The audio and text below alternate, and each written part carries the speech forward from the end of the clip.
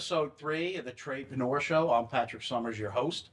Joining me today, again, Mike Costa, keeping me on the rails. And of course, this gentleman here is not just somebody I have a professional relationship with, but I also consider him a true friend that I've developed over the years. Jay Nixon. Thank you, brother. I feel the exact same way. Yeah, thanks, man. It's we've grown together. Totally. But you, the professional side, is you're actually my trainer, my nutrition and workout coach. Absolutely. Mental health too, I would say, in the sense of keeping the right outlook. I don't know what title I'd put on it, but all those things are true. All those things are very, very true. Yeah, and How did you get hooked up with him? I mean, how'd you meet? So my wife has been going to his studio, Thrive, right? It's in our hometown, Palm Desert, California, for like 10 years. Yeah. Right. This will be my 5th. I just started my 15th year in business here in Palm Desert. So she's one of the early ones, right? And so the funny thing is, I used to make fun of Jay, right, with my wife, right? Okay. And I always used to, because she'd be like, she has to listen to. He does really good a podcast, and he does a weekly call. Yeah, I do weekly training calls. Yeah, and so she's very committed, and it's shown, right? Mm-hmm. It's amazing the transformation she's had. But I used to be like, oh, hashtag Jay Nation, right? Hashtag Jay Nation. And but I had gotten to, so as you chase success in certain areas, especially business, what I find and what I found, now this isn't for everybody, but it happened to me, is I let every other aspect of my life kind of go. Yeah. And I woke up one day and I was 360 pounds. Good Lord, seriously. Yeah, 360 pounds. And now I'm a guy, in high school I swam the 500 free. I ran cross country. I did a stint in pole vaulting, got addicted to weightlifting and quit that. But I've always worked out. I've never had a trainer. I know how to eat. I know how to do, but I got to a point where I needed help. And I think the biggest thing for me was knowing I needed help. And as much as I used to joke with my wife about Jay, right? And I only met Jay a handful of times at different events and stuff. I knew without a doubt he's the one guy I needed to go see.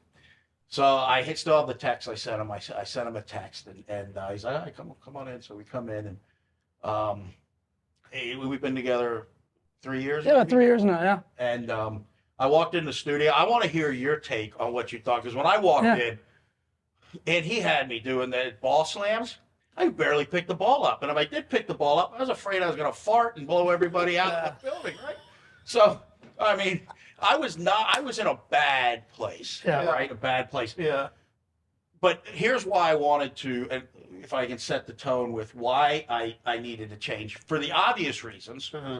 The obvious reasons, obviously, are longevity, health and wellness that goes along with that, feeling good about yourself, having the energy. But there was a deeper reason that I really wanted to change.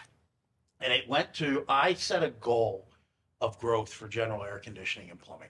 And I wanted to hit a certain revenue and profitability target in a certain amount of time. And so I lined out what my obstacles are going to be.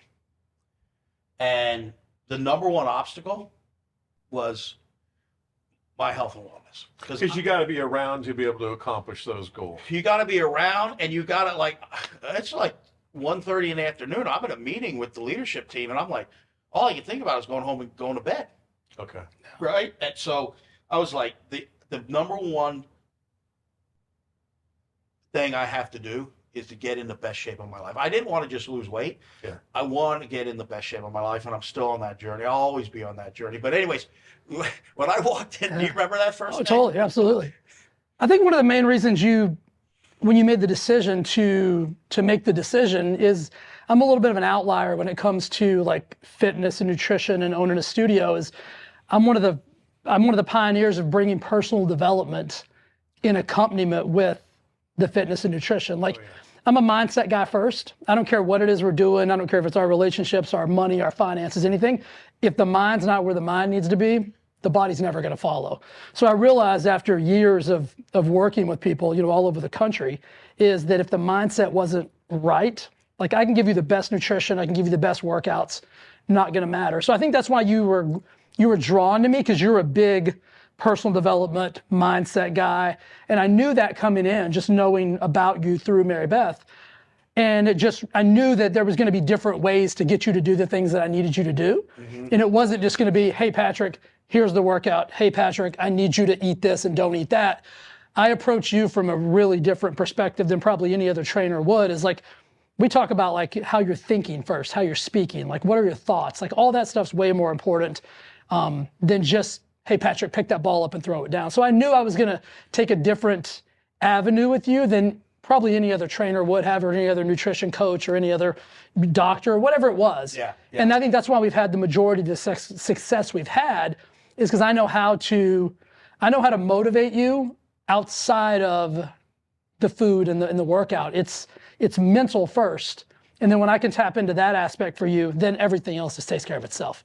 Like you'll work out till you're blue in the face, but I position that with setting the mindset first. Did you both have the maybe around the same time, that seminal moment of, okay, I can really start to see the weight come off now, and I'm really starting to see him turning that proverbial first corner? I had it because I wore this Under Armour. I forget the brand. The Rock has this brand, and it was a shirt a buddy of mine had got me a couple years ago, and it was like, I don't know, 4X, 3X. I don't know what the hell it is, but it was the only shirt I could really wear, and I wore it a lot because it fit me, Sure. right, and it looked pretty decent, and it kind of motivated me too, right, because you'd see what's written on it. And so anyways, I wore that, and I wore that every single workout. Every workout. I'd go home and I have to wash it. Yeah. I'd go home, I'd work out, go home, wash it, and I wore it, and I got to a point where it was like hanging to my knees, Yeah. right, because the belly was starting to go away, and so now it was hanging to my knees. And I remember one of his very good trainers that I work with as well, Marissa, she's like, Patrick, it looks like you're wearing like a dress or something. So I took that off. I never wore it again. But I have it folded up in my closet, saved. Yeah. Because that is one of those things. But that was the realization for me. I don't know if Very similar. You would come in and that thing was becoming a hindrance, more than a statement piece. And I just remember thinking like, we got to get him to a place where, you're comfortable in the other clothes. But yeah, you can, I'm always assessing, as the person that does what I get to do. I don't even know what I call myself. But I'm always assessing, and I'm looking at like just the behavioral changes and things of that nature. And oftentimes words don't even have to be spoken. It's like, he would walk in the door of the studio and a different person began to show up. You know what I mean? Sure. Just through energy. It wasn't even like words that were spoken, because he's a hard worker. I mean, whatever workout I throw at him, he's going to get it done. But there was just a different energy that walked through that door. And so that's when I was noticing those changes well before words were spoken or clothes were changed or anything like that. All right, we're going to take a little break, and we'll be right back. And when we get back, now that you know a little bit about Jay and my relationship and why he's a big part of my life and success, I want him to share with all the viewers and listeners why he thinks New Year resolutions are bullshit. And basically how you can set yourself up for success and basically deploy some of the things that I have and that he shares with a lot of his top clients.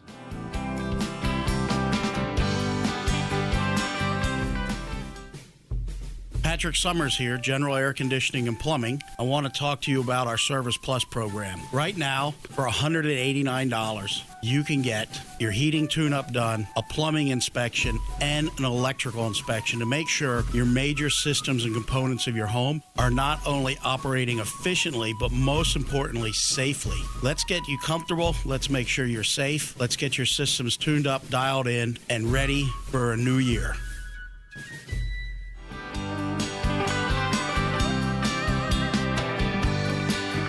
All right, we're back. And so as promised, Jay, One of the things early on you always used to tell me is, New Year's resolutions are bullshit. Yep. And I take the same philosophy. I believe every day, the next day is New Year's. The next hour can be New Year's. You don't have to wait for the end of the year to get things right or reset. I'm a firm believer. I love Mondays. I hate Fridays because Fridays creates this mindset that, oh, we just coast and we're relaxing and everything we do during the week just goes away and we go into kind of party mode, relaxation mode, whatever. And then Mondays, everybody's like, oh, it's Monday. Monday, I'm like, man, God created Mondays so that we can start over and redo the week, right? So share like your whole take on New Year's resolutions, because this is a time of year. We're in January. We're at the perfect point where probably most people have fallen away from their New Year's resolution. Yeah, it's usually about 3 weeks in. But so I'm a big believer. One of my life mantras is winners don't wait. So I'm consistently trying to get people to just take action, right? The calendar in and of itself has created a lot of these like false timings of life. Like I'll do this when, this will happen when, right? And we kind of like, we map our lives out based on this calendar that I don't even know who created it, but whatever it is. And so I'm just a believer that like whenever the time is now, right? Like let's go now. And so I think New Year's resolutions fail because they're not built on the foundation of, like we talked about earlier, mindset first. They're always built on a fictitious goal that somebody wants to achieve, but there's really no system. I'm a systems, processes, standards, habits guy. And the resolution itself is not built on any of those things. And so I think it has to start with, I'm a big New Year's solution. If you're gonna go New Year's, I'm a solutions guy. I'm not a problem guy. I always tell people like, we can talk about the problem for 10% of the time and then we're gonna spend 90% of our time talking about the solution. So I think that's why they fail, is the resolution itself is built on a house of cards because it doesn't have the foundation and the processes and the standards. So when I'm talking to a client who wants to achieve a goal, like the processes, standards, rituals, and habits always have to be in alignment before we can even talk about, that you mentioned my weekly training calls.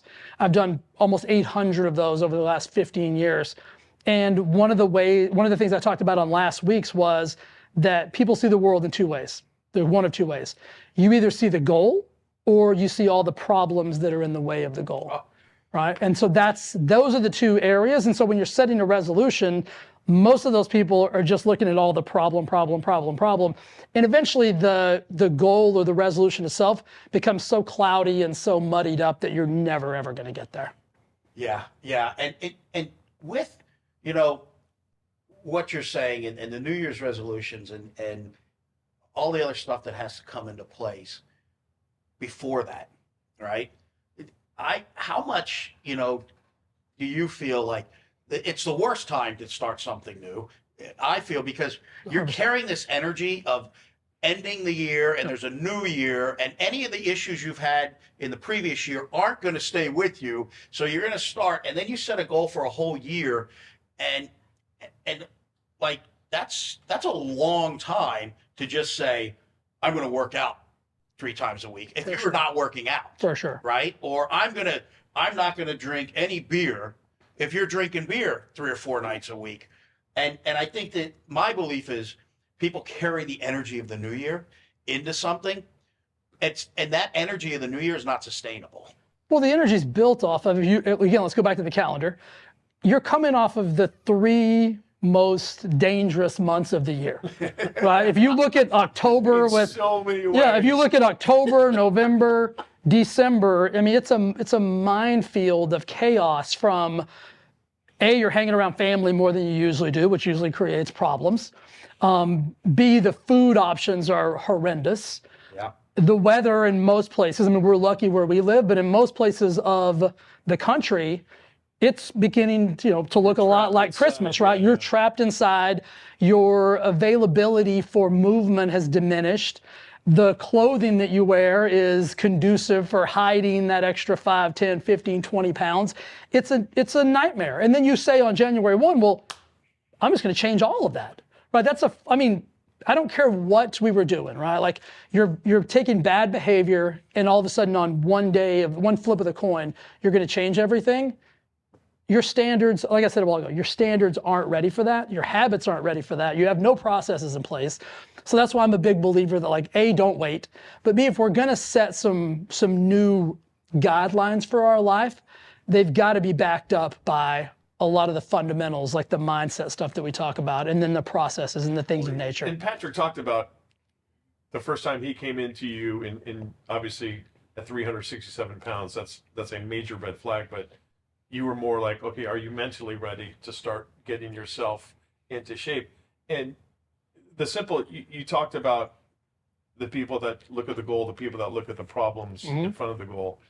It's so easy to talk in terms of, well, hey, tomorrow, Monday, I'm going to start doing this. Oh, totally. But how many people literally do not possess the ability to step one it, to actually get up and go and do that? And I've been in that paradigm before, but the frustration must be just unreal. You did it. Yeah. You're like, shit, I want to be around for all my goals and things like that. But the person that's trapped in that, I don't know what to do, or I can't do it, or I'll just do it tomorrow.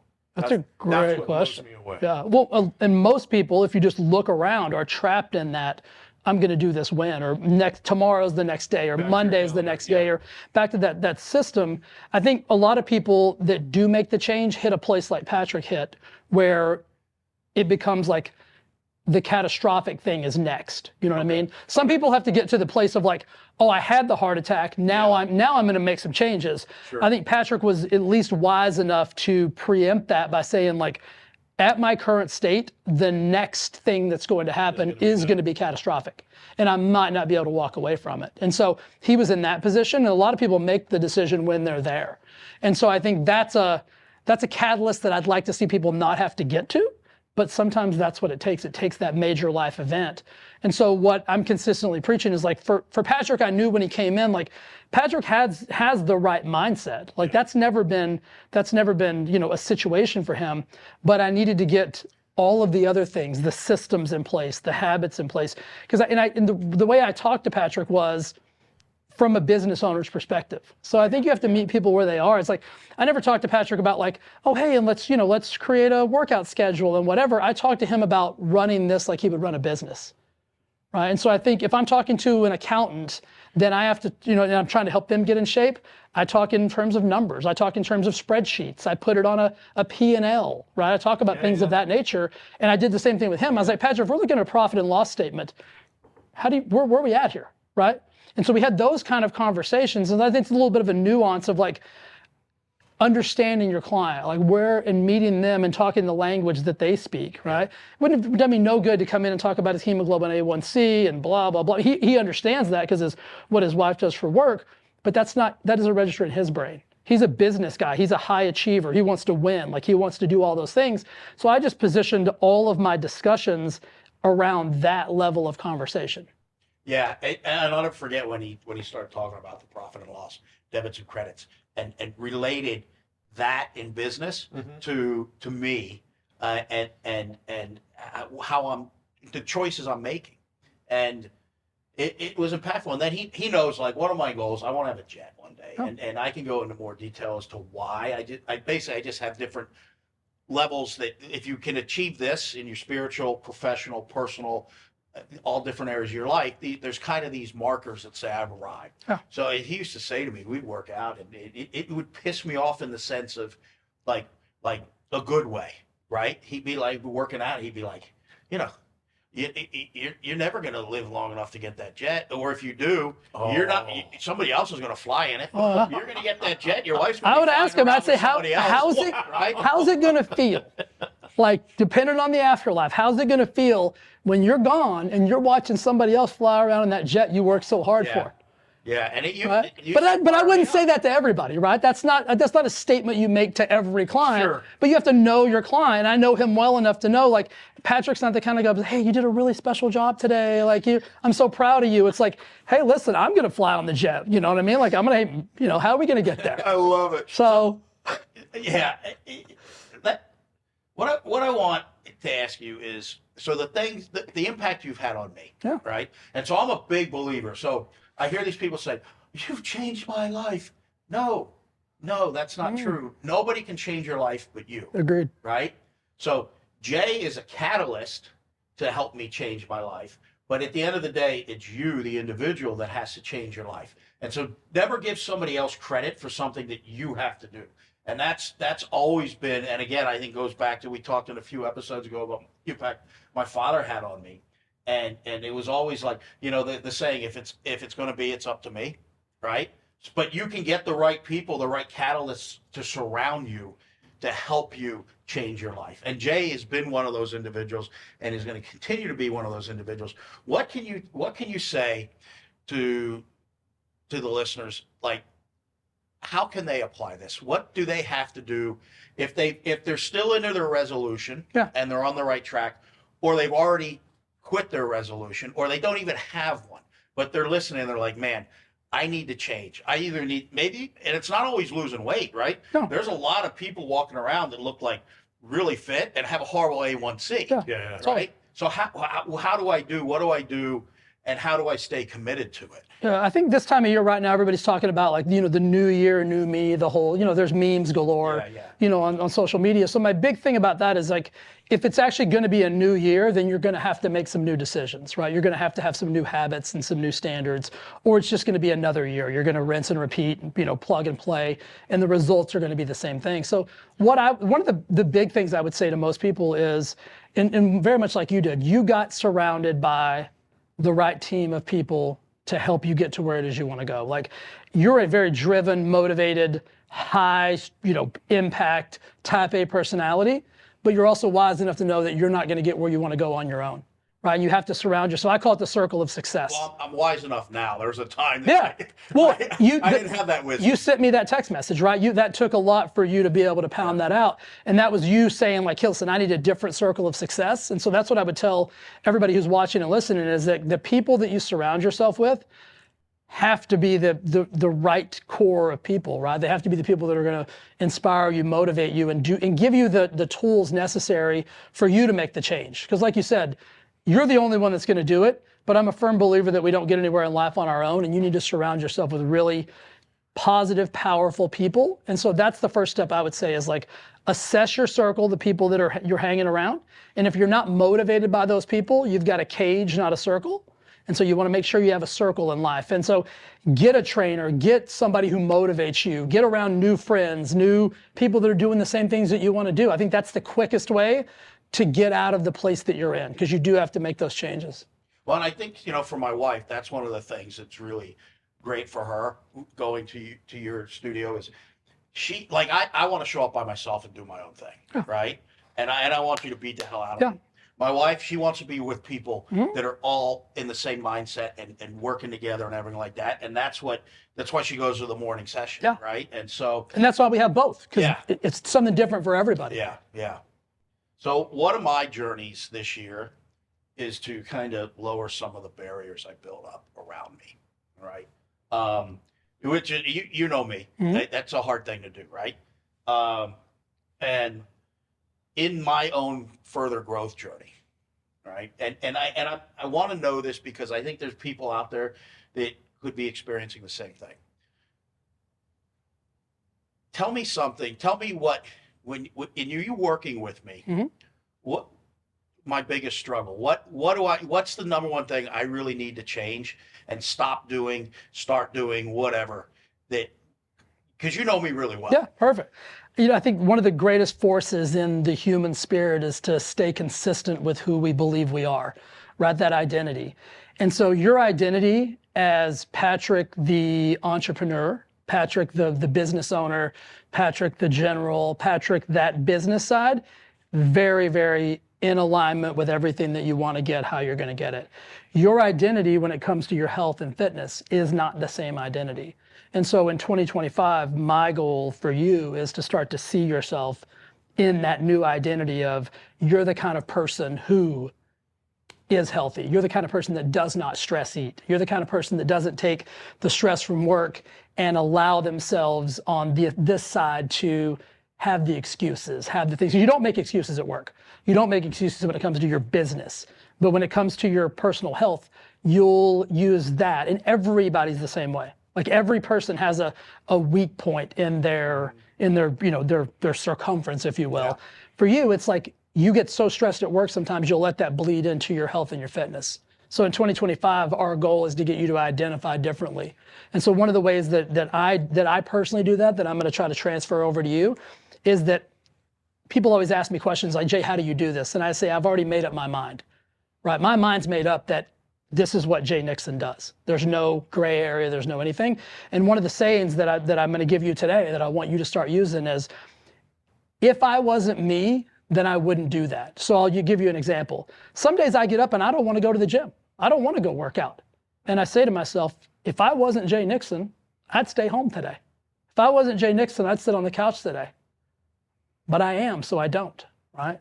If you're Patrick Summers, you go to the gym. You're Patrick Summers, you eat healthy because you have a bigger goal. So that's the identity that I want you to start thinking. Your mind's already made up. And if you weren't you could eat that pizza. You could have all those cakes and candies, but you are you, so you don't get to do that. I love it. Yeah. Now, one last question, and again, I think a lot of people can relate. What you just said, I know I'm not the only one. No. That's my journey, that's my struggle, but I think there's a lot of people out there that deal with that as well. 100%. And to be able to have somebody in their circle that can tell them that, Yeah. that's huge to me. Oh. Now, but let's leave on a high note. Tell me the one thing I'm doing well when it comes to the journey. Oh, I mean, you're consistently dialed into wanting to be better. Like, I think that's one of the key factors is like your desire to be a better version of yourself never wanes, right? You don't always hit home on it, right? But it's never, there's never a doubt in my mind that you want more, you want better, you want to be the best version of yourself. And I think that's a trait you can't coach. Like, I think you're supposed to say the Tradepreneur show Oh, is yeah. doing really well. and I feel like if you had a podcast like this, that it would be unbelievable. So congratulations on your new show, which I know is going to be an abundant success. Well, and I hope that the two takeaways there that are my personal struggles and successes, you can take something from that, right? And I certainly did. I mean, that's why hearing that, I've taken something from it, and I hope other people can apply that as well. Absolutely. So yeah. Before you get out of here, where can people find you? Website, numbers, all that? Absolutely. Good stuff, socials? Yeah, website is just Thrive Forever Fit. So the word thrive, the word forever, the word fit.com. I am the Jay Nixon on Instagram. That's probably the best place to find me. Awesome. Cool. And they don't have to live in the desert or I have the clients. Southern I have clients California. all over the world. Actually, I have clients in Australia. I have clients in Switzerland. I have clients all over the globe. So it doesn't matter where you are. I can fix you. And I'd love to have you back too as we Huh? get it down the road because you. have Oh, a I'm whole coming supplement back. line Like, and yeah, don't things worry like about that. Like, So, awesome. Cool. Love I love you, brother. Thank you. Love you too, man. Proud of you. Thank you. Thanks for tuning in to another episode of the Tradepreneur Show. I'm Patrick Summers, your host. Hope you can listen to us, watch us, YouTube, and all of the streaming platforms and social media channels at the Tradepreneur Show. Like us, follow us, share us. Appreciate it.